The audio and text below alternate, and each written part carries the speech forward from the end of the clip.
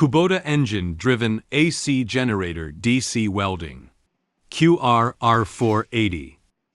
Maximum power generation, 15 kilowatts. Maximum welding current 500 amperes. Compact size 1,540/720/880 mm. Lightweight 495 kilogram. Low noise 6.5 dB. Double station welding. Good welding effect. Now let's listen to its startup sound. The generator has idle, unnormal mode, economic mode, and high speed mode to choose from.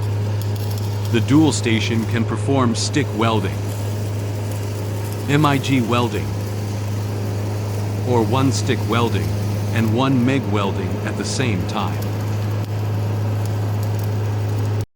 The welding effect of both welding methods is very good.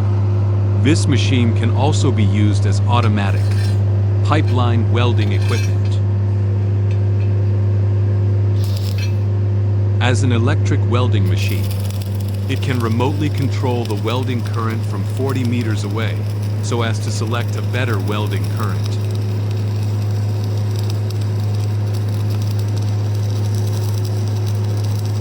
Now let's take a look at its MIG welding effect.